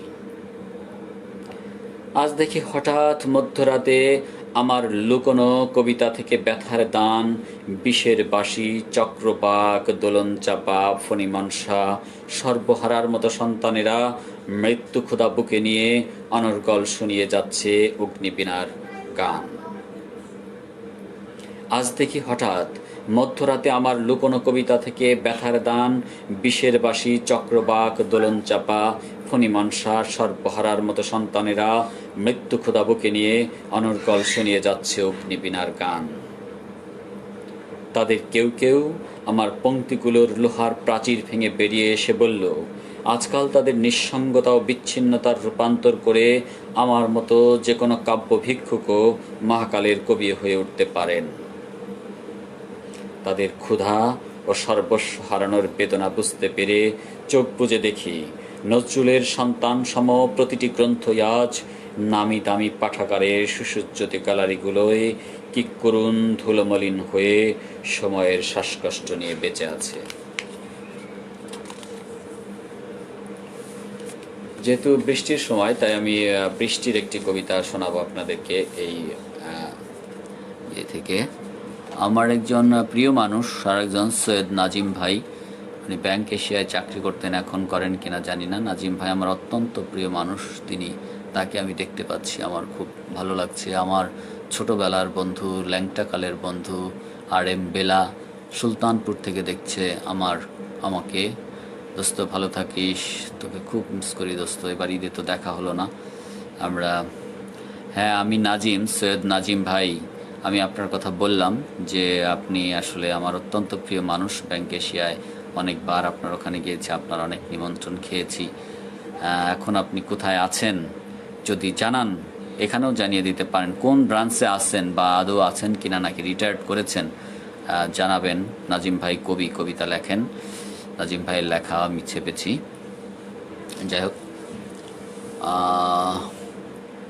আমার বন্ধু লিপি, নার্গিস ইসলাম লিপি দেখছে আমাকে, ভালো লাগছে। আমরা সুলতানপুরে বাড়ি এবং আমরা একই সঙ্গে পড়াশোনা করতাম। ভালো থাকিস দোস্ত। সুদেখার এক পণ, এটা বৃষ্টি নিয়ে কবিতা। সুদেখাদের বাড়ি আজ সদ্য লাগানো চারা গাছ বৃষ্টির প্রতীক্ষায় আছে। সুদেখা তো জানে বৃষ্টি হবেই বৃষ্টি দেহের ভীষণ কাছে। সুদেখাদের বাড়ি আজ সদ্য লাগানো চারা গাছ বৃষ্টির প্রতীক্ষায় আছে। সুদেখা তো জানে বৃষ্টি হবেই বৃষ্টি দেহের ভীষণ কাছে। সুদেখা এক চিল, ওরে এবং শুধুই ওরে বৃষ্টি দেখে মেঘ যেমন ক্লান্ত হলে এক বিকেলে ওরে এবং এক বিকেলে ভাষায় নদী ছিল। সুদেখা এক চিল, ওরে এবং শুধুই ওরে বৃষ্টি দেখে মেঘ যেমন ক্লান্ত হলে এক বিকেলে ওরে এবং এক বিকেলে ভাষায় নদী ছিল। সুদেখাদের উঠোন এমন গরান পিচ্ছিল ঠিক যেমন রাধার মন। সুদেখাদের উঠোন এমন গরান পিচ্ছিল ঠিক যেমন রাধার মন। সুদেখা যা বলে কত যে ঘুম ভেসেই গেল শ্রাবণ ভাদ্র মিলে। তবু সুদেখা যা জানে অমন মঞ্চে বৃষ্টি তো হবেই বৃষ্টি সুদেখার এক পণ। আবার রাজ্য ছেড়ে মেঘ গুনছে কত রাজার মন। নাজিম ভাই, আপনি রিটায়ার্ড করেছেন, ভালো থাকবেন ভাই, কবিতা নিয়ে থাকবেন। রিটায়ার্ড জীবন খুব আনন্দে কাটাতে হয়, মাঝে মাঝে খোঁজখবর নেবেন ভাই। আরেকটি কবিতা, এটি দিয়েই শেষ করব কিন্তু আজকে। হাইকেল ভাই আছেন, বুলবুল আছেন, অনেকেই আছেন। আমি এই কবিতাটি দিয়েই শেষ করব। এই কবিতাটির প্রথমে আমার ইন্টারনেট লাইন চলে যাওয়ার আগে আমি এটা পড়েছিলাম, সমস্যা হয়েছিল আর কি। রণবীর টোকাই ও ব্যক্তিগত মুকুর, এটি সমাজতন্ত্রের অবক্ষয় এবং সমাজতন্ত্রের যে বর্তমান পরিণতি সেটি আমাকে যে ব্যথিত করেছে। এবং রণবীর টোকাই এবং আমার দেখা যে আন্দোলন বা 90-এর দশকে যে স্বৈরাচার বিরোধী আন্দোলন, এগুলি মিলেই লেখা আমার এই কবিতাটি আজকের লাইভের শেষ কবিতা। রণবীর টোকাই ও ব্যক্তিগত মুকুর। রাশি রাশি লাল মলাটের বয়ে দিশাহীন ডুবে গেছে রণবীর টোকাইয়ের মাথা। রাশি রাশি লাল মলাটের বয়ে দিশাহীন ডুবে গেছে রণবীর টোকাইয়ের মাথা। এবং সমুদ্র সলিলে ডুবে যাওয়া মানুষের বেঁচে ওঠা কসরতের মতো এদিক ওদিক আশ্রে পড়ছে ভেসে থাকা দু চার গাছি চুলের মীমাংসা। এবং সমুদ্র সলিলে ডুবে যাওয়া মানুষের বেঁচে ওঠার কসরতের মতো এদিক ওদিক আশ্রে পড়ছে ভেসে থাকা দু চার গাছি চুলের মীমাংসা। একদিন যারা বনেদি উদ্যান মারিয়ে ঘরে ঘরে পৌঁছে দিলেন আমরা করব জয়, দুনিয়ার মজদুর এক হও বলে লড়াইয়ের ভাষা, রণবীর প্রগাঢ় তুলিতে ভেসে উঠেছিল অপ্রতিরোধ টোকাইয়ের দুর্বিনীত কণ্ঠে সময়ের বিদ্যুৎ জিজ্ঞাসা। আজকাল যারা কার্ল মার্কস নামের বিদ্যায়তন থেকে মিছিলের ভাষা ও টোকাইয়ের গগনবিতীর্ণ আর্তনাদ নিয়ে গবেষণাগার ভরিয়ে তুলছেন উত্তরোত্তর সনদ সাফল্যের আশায়, তাদের হিমশীতল গ্রামীণ বারান্দার ছায়ায় বেড়ে ওঠা দুর্বাদলে অচেনা চড়া, দুরারোগ্য গভীর কুয়াশা, শীত গ্রীষ্মের ঋতুভাষ্য জুড়ে।